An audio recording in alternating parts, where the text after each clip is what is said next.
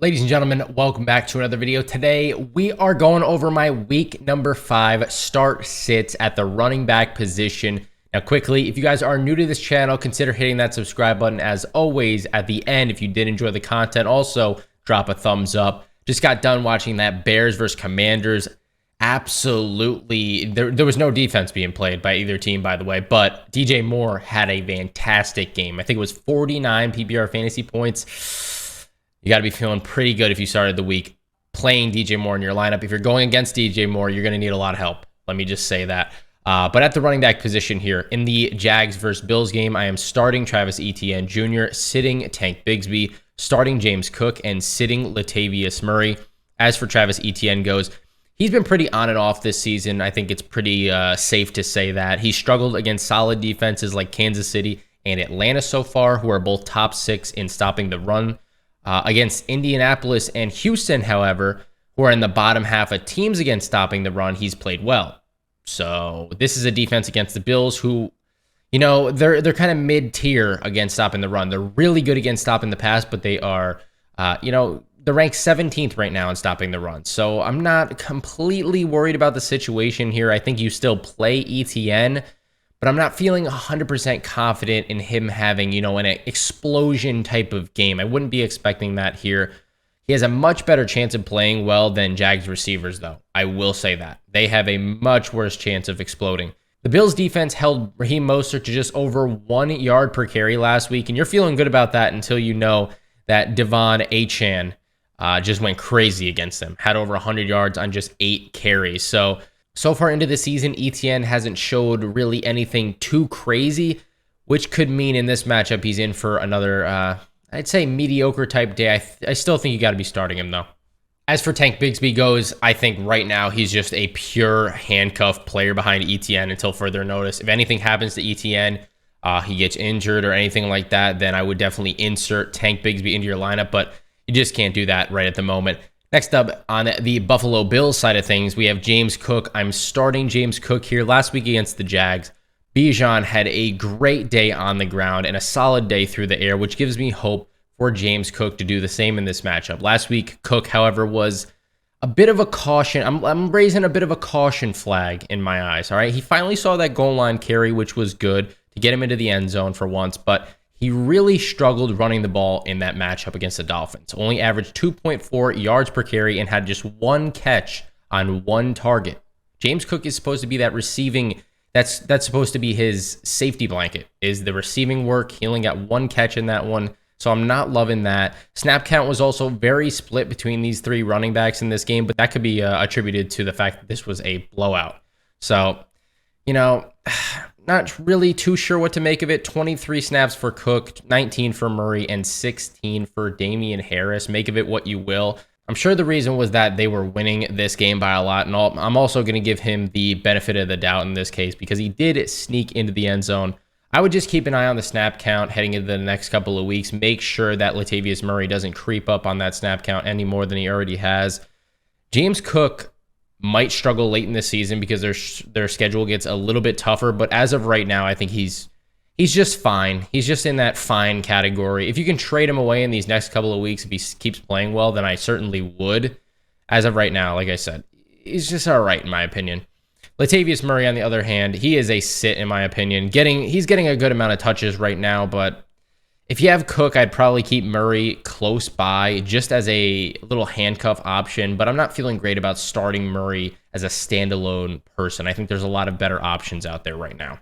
Moving on to the Texans versus the Falcons. I am sitting Dameon Pierce, sitting Devin Singletary, starting Bijan Robinson, and sitting Tyler Algier in this one. Starting with Dameon Pierce here. Overall, in my opinion, I don't think Dameon Pierce has looked good at all. He's coming off a game against the Pittsburgh Steelers defense that can't stop anybody because they're on the field so much. It's not so much their fault, it's the offense's fault, but still, the defense is going to get worn down over time. The workload in that game, you could say, was certainly there. He got 24 carries, and I believe he had 1 catch, but he only turned that into 81 yards. Not great. 81 yards on the ground, by the way. This turned out to be 11.8 PPR fantasy points. You drafted Dameon Pierce for the upside hopes that he explodes this season. This is his breakout year, but the offensive line is certainly not holding up right now. And that number, 11.8, should have been much, much higher considering the amount of touches he had in this game. Singletary, by the way, was also on the field for 25 snaps in this game. Definitely had a bigger role in this offense than many people might have imagined in the offseason, that's for sure. A lot of people that I was talking to in the offseason were saying that this is Dameon Pierce's backfield 100,000%, but he doesn't have that workload like a Joe Mixon or like a Kyron Williams right now or anybody like that. So I'm a little more skeptical about Dameon Pierce going forward than most, I would say. As of the Atlanta Falcons, they are now ranking second against the run this year. So this is not a great matchup. This is a combination of not a great matchup and a guy that I'm not really feeling so far this year. The Texans, I believe, are going to have to throw the ball if they want to have any success in this game. So Dameon Pierce right now is a sit, and then Devin Singletary as well. He had a good game against the Steelers, especially for a backup running back. He threw a touchdown, I believe, in that one, so that was pretty cool to see. But until he sees more snaps and touches, I really can't justify starting Devin Singletary over a bunch of other options in the league here. Bijan Robinson, you have to start him. This is a bottom 10 defense at best. That's at best case scenario for the Houston Texans. So Bijan should have a fantastic day. I'm expecting a lot of fantasy points from Bijan Robinson this weekend. And then Tyler Algier is a sit. Although this matchup is very good, right? He's not getting enough touches right now to be worth playing. I will say, if the Falcons end up blowing the crap out of the Texans in this one somehow, it's kind of a shot in the dark type play, but Tyler Algier could get an increased workload in this game and could see more fantasy points than normal. I'll leave it at that. Moving on to the Panthers versus the Lions. I am sitting Miles Sanders, sitting Chuba Hubbard, starting David Montgomery, and starting Jahmyr Gibbs in this one. We'll get to Jahmyr Gibbs in just a minute here, but Miles Sanders, we're going to start it off with him. He was limited at practice early in the week due to a groin injury. Sanders looked absolutely terrible last week against the Vikings. I know his snap count was limited. I know he wasn't 100% healthy, but still, that is definitely concerning. 13 carries for 19 yards and caught some passes to basically save his day from dropping a complete stinker. Lions right now that they're going against are a top 5 defense against the run, and Bryce Young hasn't been able to get much going through the air yet. What I'm expecting in this matchup is the Lions defense to stack the box and force Bryce Young to beat them through the air, which he's shown so far this year he has not been able to do. If Bryce Young can beat them, though, they're going to live with that. They're not going to live with Miles Sanders running all over them or Chuba Hubbard, which is the next sit. He led in snap count Sunday against the Vikings, which could either be, number one, because Miles Sanders was struggling. Number two is because he was injured, or number three, because they just like Chuba Hubbard better. I'm going to go with number one there. Miles Sanders was probably injured to some capacity. Either way, even if Miles Sanders is another, he's still on a snap count into this weekend, I'm still not feeling comfortable about Chuba Hubbard this week. But on the other side of things, I'm feeling very confident in David Montgomery, especially after his last week's explosion that he had. Monty is in that must-start territory right now for me because of his volume alone. And because the Lions have a top 3 offensive line in the league right now, he's seen a ton of running room. We saw last week, especially when they have the lead, the Lions are very, very committed to running the football. I expect nothing less. I expect the exact same to continue as the year goes on. It's not necessarily going to be pretty. He's not going to break off long runs too often, but he's an in-between the tackles type of guy, and he's going to grind this defense down until they can't take any more of it. Also, Carolina is a bottom 3 run defense. It feels like everything's aligning right here for David Montgomery. He should have a fantastic game. Jahmyr Gibbs, I did say he was a start. This is probably a deeper league start only at this point. I think a lot of people are panicking and giving up way too early on Jahmyr Gibbs right now. You got to give him some time. He's in his rookie year, and he's slowly going to gain more touches as the year goes on, if I had to imagine.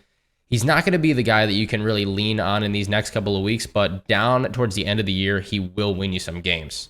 All right, considering this matchup, how they're ranked bottom 3 in the league, I really can't bench him right now. Next up, we got the Titans versus the Colts. I am starting Derrick Henry, starting Tajay Spears, sitting Zach Moss, and sitting Jonathan Taylor in this one. I know that might be surprising to some people, but we don't even know if he's going to play, first of all. But Derrick Henry, great little bounce back week from Derrick Henry last week against the Bengals. He is still that guy that I think you need to start at your number 1 running back slot Or if you drafted him as your number 2 running back, if you went heavy running back in the first 2 rounds, then you got to start Derrick Henry no matter the matchup, just hoping for no more duds like that 2.0 PPR fantasy point performance. We can't have that happening again. Derrick Henry, please do not put us through that. I will say, Tajay Spears still played in more snaps than you would have liked if you're a Derrick Henry owner, but as long as this offense can stay in the game, Derrick Henry should be fine, and I see them doing that against the Colts here. I'm also starting Tajay Spears here, mainly in deeper leagues only. He's going to be much more of a factor against tough rushing defenses, I will say, that stop Derrick Henry and force the Titans to throw the ball a bit more. I do think he's like I said, a deep league option only this week, just because so many players are on bye weeks and you might not have, your star running back available, such as a Kenneth Walker, Rachaad White, whatever the case may be. Tajay Spears offers a lot of consistency, at least up to this point in the year, especially for a backup. And he's averaging over 6 yards per carry in 3 out of 4 games so far. That's pretty wild. I would argue that he is one of, if not the best handcuff options in the league at the moment. If at any point in the season Derrick Henry misses time, I think Tajay Spears is a locked and loaded running back in your fantasy football lineups. Moving on to the Colts, even if Jonathan Taylor doesn't play, I'm sitting Zach Moss in this situation. Moss has been a solid option the entire time that Jonathan Taylor was out, except for last week. He kind of struggled last week because the Colts as a whole were playing really bad the majority of the game against the Rams, I will say. But surprisingly, Taylor and the Colts, like, their relationship is somehow fine all of a sudden. I really think that Jonathan Taylor just wants to play football. I think there's a ton of issues under the hood. I think it's not 100% fine by any means, but he just wants to get out there and play at this point. This is a really tough matchup. This is a top 3 run defense, so that's why I'm sitting Zach Moss and sitting Jonathan Taylor if he does end up playing. I think he just needs a couple more weeks to get adjusted. Jonathan Taylor, that is. This matchup, regardless, I'd be sitting him regardless right now. If he was in full mid-season peak form, then sure, I'm playing Jonathan Taylor against anybody, but as of right now, I can't go for it. I can't do it. I'm sorry. Giants versus Dolphins. I'm starting Saquon Barkley, sitting Matt Breida, starting Raheem Mostert, and starting Devon Achane. Saquon Barkley, let's start there. Saquon has been great all year so far up to that ankle injury. Very unfortunate. Glad it wasn't anything more severe than it actually was. Assuming he does play in this game, which Dable thinks as of Thursday night is a good possibility, then I think you have to start him in this one. Dolphins' run defense isn't great, and Saquon is about the only good player, only consistent player on this team as of right now. Sitting Matt Breida, of course, only if Saquon does sit. He had a nice little night against the Seahawks on Monday night, while the whole rest of the team pretty much was absolutely horrible. I'd argue that Wan'Dale Robinson had a pretty good game as well, but other than those two, it was pretty atrocious. If Barkley isn't good to go, then I really don't mind starting Breida. I must say that. But if Barkley plays in any capacity, I am sitting Matt Breida. On the opposite side of the ball, Raheem Mostert. A lot of people are freaking out about Mostert. He had dropped a crapper last week. I understand completely. As of right now, Mostert is still the starter on this team, but we have to keep a really close eye on Achane if he continues to do amazing things on a weekly basis, which I think he could. I really do. All right. I'm not feeling too wonderful about keeping Raheem Mostert on your team, but I still think as of right now, you have to be starting Mostert because of how many points the Dolphins score on a weekly basis and just the chance that he finds the end zone against a bad Giants defense right now. There's a good chance that he definitely can find some running room. Moving on to Devon Achane, the man himself. He's been going crazy. Easily the best waiver wire pickup since Puka Nacua, probably. He played more snaps last week against the Bills than any other running back on the Dolphins. But I guess the argument you could make in that situation was that it was a blowout. I still think that he will continue to steal snaps week after week after week from Mostert until he is that number 1 running back. I think he's a must start this week just because of his pure explosiveness and pass catching ability. It's also going to be really interesting to see how Jeff Wilson Jr. mixes into this backfield in the upcoming weeks when he does return from that injury. Saints versus Patriots. I'm starting Alvin Kamara, sitting Kendre Miller, sitting Ramondre Stevenson, and sitting Ezekiel Elliott. As for Alvin Kamara goes, he looked solid in his first outing since that suspension. I would not expect him by any means to get 14 carries on a weekly basis, but I think right now he fits into that low-end RB1 category, and he can definitely still improve as the season goes on. He is going to get more targets until Derek Carr is fully healthy. If he's still at quarterback, I don't know what the situation is, if Jameis is starting, if Derek Carr is starting. I'd honestly rather have Derek Carr starting if you are an Alvin Kamara owner at the moment. If Jameis does start, he's shown in the past to not check the ball down too much, so that would be a little bit concerning. Honestly, that was pretty reassuring last week, what we saw from Kamara. That was a tough Buccaneers defense, and the fact that he put together 21 PPR fantasy points is a very good sign for the future. He gets another tough matchup here, I will say, against the New England Patriots, although they did just lose Christian Gonzalez, which is very sad because he was playing out of his mind. He was looking like a superstar, and he will be when he comes back from that injury, but that's tough loss for the Patriots. I'm sitting Kendre Miller behind Alvin Kamara. He shouldn't see much playing time at all when Kamara is back in this lineup. And, you know, this is a situation where he's like a Joe Mixon. He's like a Kyron Williams, where he's going to be getting almost every snap in this offense. So I'm not worried about Kendre Miller stealing any time. He should be strictly sitting on the bench until further notice. On the opposite side of the ball, Ramondre Stevenson has been a just complete dud of a pick, and it's not really completely his fault. Well, he's not seeing any success on the ground this year, I will say, or passing work. That's the really concerning part about Ramondre Stevenson for me. He's still the #1 running back on this team as of right now. But another issue, and the main issue that I was just about to hint at earlier, is that the Patriots can't score a damn point. They are horrible at getting near the end zone. They can't even sniff a touchdown right now. So Ramondre's potential is super capped. That follows over to Ezekiel Elliott. All right, he saw a ton of work against the New York Jets for some reason, and then last week against his old team, right back under 10 carries again. Everybody thought he was going to be used more because, you know, he might know some things about the Dallas Cowboys that the rest of the team doesn't. But they didn't do anything. So I don't know. I don't know what to make of this whole Patriots team. It just looks bad right now. So I don't want any part of it. Ravens versus the Steelers. I'm starting Gus Edwards, sitting Justice Hill, sitting Najee Harris, sitting Jaylen Warren in this one.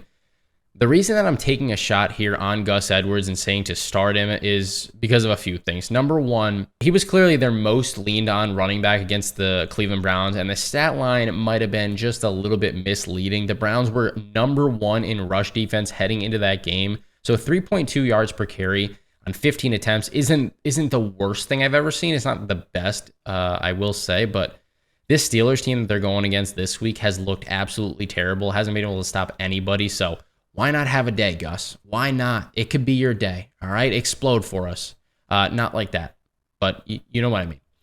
Justice Hill, on the other hand, very effective against the Browns, but he wasn't used nearly enough, which concerns me. He was limited heading into this game, so that could certainly be the reason, and he's still actually limited in practice while I'm making this video. Not sure if he's going to be 100% ready to go in this one. Even if he is, I think Gus Edwards is still the leading back, and I want more to do with Gus Edwards than Justice Hill. Onto the opposite side of the ball, Najee Harris. This whole Steelers team, first of all, I don't want anything to do with, but Najee Harris finally scored over 10 PPR fantasy points for the first time against one of the worst defenses in the league against the run. Let's go, Najee Harris, baby. You were the, fourth, fifth round pick in fantasy this year. Time to absolutely rejoice, right?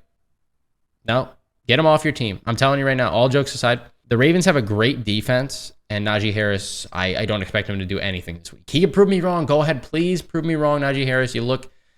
You're stuck in the mud out there, buddy. I don't know. It's nothing against him as a person. It is just, he looks bad. This whole Steelers team, bad. But Najee Harris, worse. Okay? Jaylen Warren, sitting him this week. All right, I would feel better about playing Jaylen Warren than I do Najee Harris. I will say that. Warren has seen more snaps on this team as each week has gone on so far. I think because this offense is so bad right now, like I've been telling you, he's going to need a larger workload to be startable. He can't be splitting carries with Najee Harris for me to feel, I feel great about starting Jaylen Warren this week at my flex position. I don't. I think later in the season, and he's definitely trending in the right direction right now, but as of this current week, no. Ravens don't have a bad defense, like I said, so I don't want anything to do with it. Eagles versus the Rams. I'm starting DeAndre Swift, sitting Kenneth Gainwell, starting Kyron Williams, and sitting Ronnie Rivers. DeAndre Swift is in that territory for me of a must-start every week type of running back right now. He's getting more carries as the weeks go on, and it's definitely safe to say he's heavily involved in the passing game right now. Not to mention, Philadelphia has the #1 offensive line in the league, so it's kind of hard to bet against that. He's not even getting touched until he's about 5-10 yards down the field, so I don't know how you can be sitting DeAndre Swift at this point as of week number 5. Kenneth Gainwell, though, he's a sit in my opinion. Gainwell needs to either reclaim that starting role somehow, some way, or be more involved in the passing game for me to even give him a glance. He's got a lot of work to do to reclaim that starting job because Swift doesn't look like he is giving it back anytime soon. On the opposite side of the ball, Kyren Williams, currently dealing with a hip injury up until Thursday at least. I will say this. I have him as a start, but I'm not feeling good about it whatsoever. The Philadelphia defensive line is one of the best in the entire league. He just gets so much playing time. He runs so many passing routes, gets so many targets that I think it's very difficult to sit a guy like this. I am definitely lowering my expectations. I'm not expecting him to score 27 fantasy points, 30 fantasy points. I think he went crazy last week. It's not going to happen again. If it does, I'll be shocked, and I will come on the video on Monday and I'll say I was wrong about Kyren Williams. I don't see that happening here. Also, I'm sitting Ronnie Rivers.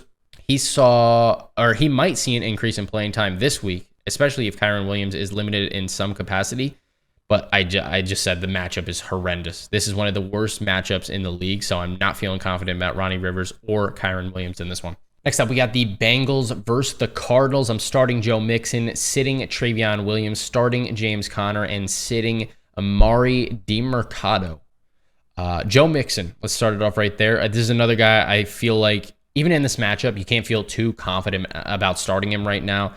This is not the last year's Bengals offense, and it's very clear that it's just not clicking right now. Something is off, and it probably has a large part to do with Joe Burrow, but the rest of the team also looks very sluggish.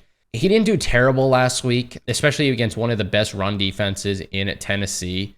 You got to expect Joe Mixon on a weekly basis. He's going to sit around that 10 to 15 fantasy point mark in PPR leagues, and you got to accept that. He's going to be a running back #2 on your team. He's not going to be a guy like Devin Achane or DeAndre Swift. He's just not. He's just a consistent guy, very similar to the guy on the opposite side of the field in James Conner, who we'll talk about in a second.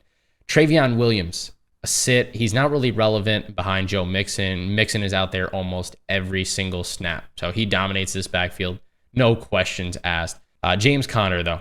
Very tough day against the 49ers last week, but the good news is that now he's up against a Bengals defense who was just torched by Derrick Henry. He's not really seeing the same amount of passing work that he did last season, and not really enough where I'm fully comfortable with it right now, and I'm not sure exactly why that is. Maybe it's because Joshua Dobbs is running the ball more and more as each week goes on, but this week he has a good matchup, and I do expect it to be a close game or for the Cardinals to potentially be winning if the Bengals struggles continue. So James Conner should have a decent outing.